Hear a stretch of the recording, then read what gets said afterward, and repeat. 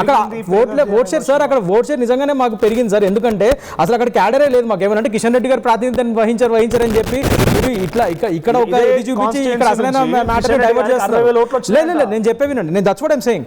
లంకల దీపక్ రెడ్డి గారు మా క్యాండిడేట్ ని లాస్ట్ మూమెంట్ లో మేము అప్పటికప్పుడు నుంచోబెట్టి మేము చాలా కష్టపడి అప్పటికప్పుడు క్యాంపెయిన్ చేసినందుకు అట్లీస్ట్ మేము 3వ స్థానం అన్న మేము చేసుకోగలిగాం. That is what I'm saying. అసలు జూబ్లీహిల్స్ బైపోల్ ఎలక్షన్ అనేది మేము కాంపిటీషన్ లో లేదు. Let us be frank. Congress and BRS మధ్య, అక్కడ సిట్టింగ్ బీఆర్ఎస్ మధ్య అండ్ కాంగ్రెస్ మధ్య నడిచింది. చంద్రశేఖర్ గారు, సారీ మా ప్రతినిధి చంద్రశేఖర్ సిద్ధంగా ఉన్నారు. చంద్రశేఖర్, కరీంనగర్ రామగుండం కార్పొరేషన్ సంబంధించి ఇంకా ఎన్ని వార్డుల్లో రిజల్ట్ రావాల్సి ఉంది?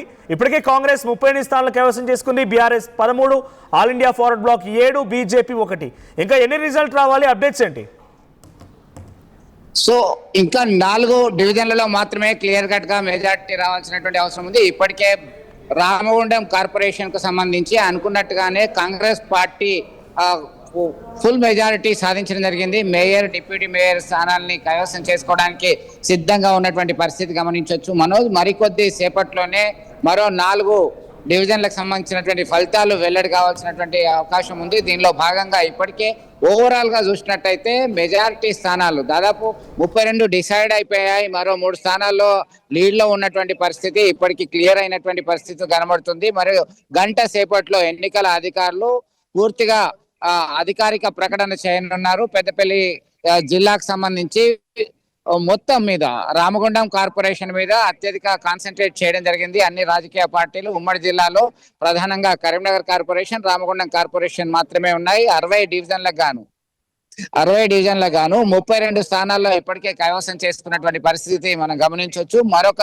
4 స్థానాలు సైతం వారికి వచ్చేటువంటి అవకాశం ఉంది. మరి ఆల్ ఇండియా ఫార్వర్డ్ బ్లాక్, అలాగే ఇండిపెండెంట్ కి సంబంధించినటువంటి అభ్యర్థులు సైతం కాంగ్రెస్ పార్టీకి బేషరతుగా మద్దతు ఇవ్వడానికి అంగీకరించినట్టుగా సమాచారం అందుతుంది. దీనిలో భాగంగా స్థానిక ఎమ్మెల్యే మక్కన్ సింగ్ రాజ్ ఠాకూర్, అలాగే మంత్రి శ్రీధర్ బాబు ఈ కార్పొరేషన్ పరిధిలో పారిశ్రామిక ప్రాంతంగా పేర్కొందినటువంటి రామగుండం కార్పొరేషన్ పరిధిలో చాలా కాన్సన్ట్రేట్ చేశారు. ఖచ్చితంగా ఇక్కడ కాంగ్రెస్ జెండా ఎగరేయాలి అని చెప్పేసి ముందు నుంచి పథక రచన చేశారు. దానిలో భాగంగా అక్కడ సక్సీడ్ అయినట్టుగా చెప్పుకోవచ్చు. కొన్ని స్థానాల్లో మాత్రమే బీఆర్ఎస్ విజయం సాధించింది. గతంలో ఆల్ ఇండియా ఫార్వర్డ్ బ్లాక్ చాలా ప్రాధాన్యత ఉండే ఆల్ ఇండియా ఫార్వర్డ్ బ్లాక్ పరిమిత స్థానాలకే ఈ దఫా పరిమితం అయిందని చెప్పుకోవచ్చు. దీనిలో భాగంగా గతంలో మాజీ ఎమ్మెల్యే కోరకంటి చందర్ సైతం ఆల్ ఇండియా ఫార్వర్డ్ బ్లాక్ నుంచి ఎన్నికైనటువంటి విషయం విదితమే. అప్పుడే 30కి పైగా స్థానాలని ఆల్ ఇండియా ఫార్వర్డ్ బ్లాక్ స్థానాన్ని దక్కించుకోవడం జరిగింది.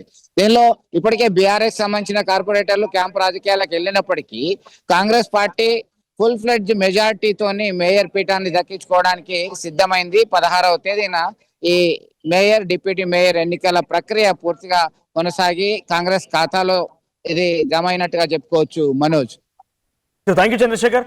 సో మొత్తంగా రామగుండం కార్పొరేషన్ లో కాంగ్రెస్ జెండా ఇక్కడ రెపరెపలాడింది.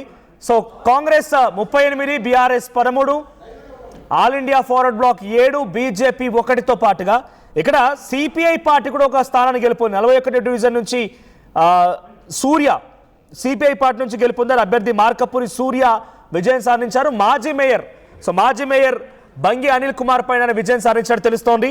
సో రామగుండంలో కూడా సిపిఐ ప్రాధాన్యత కనబడుతోంది. సిపిఐ ఒక స్థానంలో గెలిచింది. సో సింగరేణి ప్రభావిత ప్రాంతాలు అటు కొత్తగూడెంలో, ఇక్కడ రామగుండంలో కొంత సిపిఐ ప్రభావం కనబడుతోంది.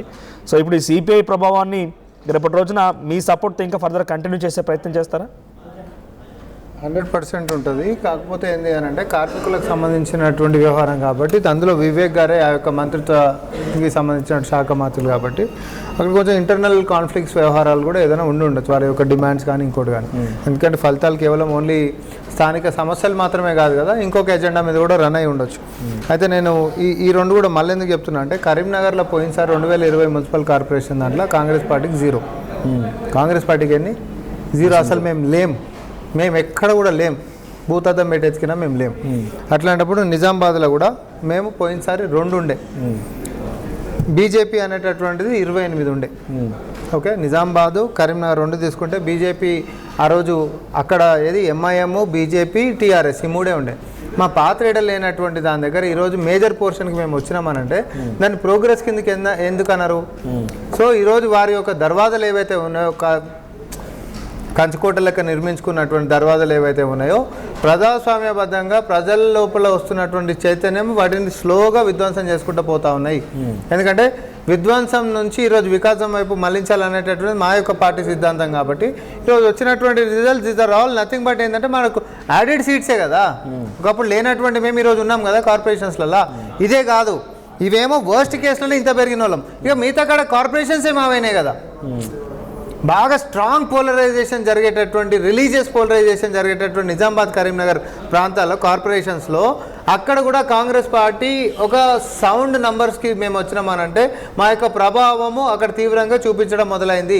ఇక మిగతా జాగాల కాడ మొత్తం మేము గెలుచుకున్నాము అని అంటే ఇక బీఆర్ఎస్ పార్టీ అనేటటువంటి అక్కడ అలా సంతృప్తి చెందకుండా మేము అధికారంలో ఉన్నా కూడా వాళ్ళు చేసేటువంటి పోలరైజేషన్కి ప్రజలు ఇంకా పట్టం కడుతున్నారంటే మేము ఫెయిల్యూర్ ఉన్నట్టు ఎందుకు భావించొద్దు?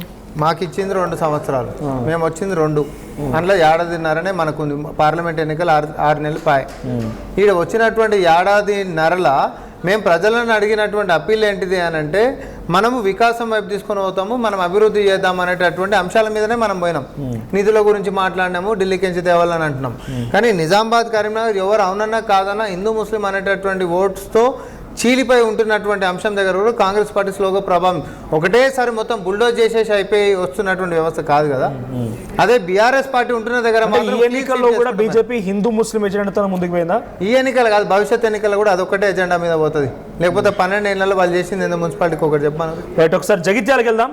సో జగిత్యాలకు సంబంధించి జగిత్యాల్లో కాంగ్రెస్ కి చావు దెబ్బ తప్పలేదు. ప్రతీకారం తీర్చుకున్నారు జీవన్ రెడ్డి.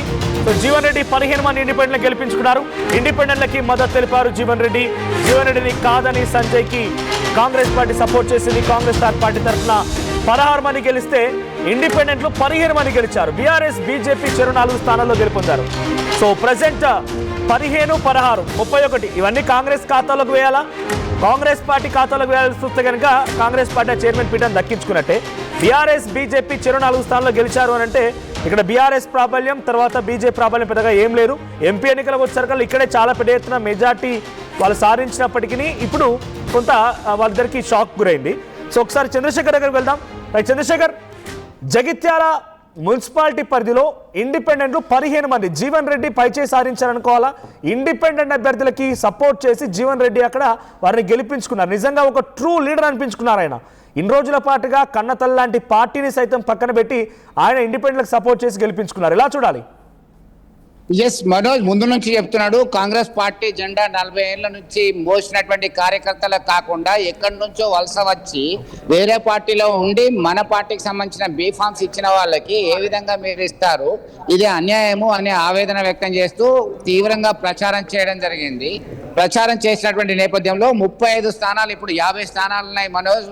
జగిత్యాల మున్సిపాలిటీలో 50 స్థానాలున్నాయి. 50 స్థానాలకు గాను 35 స్థానాలకు సంబంధించినటువంటి ఫలితాలు వెల్లడించడం జరిగింది. అందులో 14 స్వతంత్ర అభ్యర్థులు, ఏదైతే జీవన్ రెడ్డికి సంబంధించినటువంటి అనుచరులు వివిధ డివిజన్ల నుంచి వారు ప్రచారం చేశారో వారంతా కూడా విజయం సాధించినటువంటి నేపథ్యంలో చాలా ఉత్కంఠభరితమైనటువంటి వాతావరణంలో మరి వీరు కాంగ్రెస్ పార్టీకి డాక్టర్ సంజయ్ వర్గానికి మద్దతు ఇస్తారా, వీరికి సంబంధించిన చైర్మన్ పదవి కావాలని డిమాండ్ చేస్తారా అనే దాని మీద ఒక ఉత్కంఠ అయితే కొనసాగుతుంది. జగిత్యాల పాలిటిక్స్ ముందు నుంచి గత సంవత్సర కాలం నుంచి తెలంగాణ రాష్ట్ర రాజకీయాల్లో చాలా ఉత్కంఠ రేపుతూ సెన్సేషన్ క్రియేట్ చేస్తున్నటువంటి లీడర్ జీవన్ రెడ్డి అని చెప్పి మనకంతా విదితమే. దీనిలో భాగంగా ఆయన ఛాలెంజ్ గా తీసుకున్నటువంటి నేపథ్యంలోనే వారి తరపున ఫ్యాన్ ఉంటే ఫ్యాను, ఏసీ ఉంటే ఏసీ గుర్తు, ఏ ప్రైవేటు ఇండిపెండెంట్ గా బరిలో దిగినటువంటి అభ్యర్థులకి ఆ సింబల్స్ కి మీరు ఖచ్చితంగా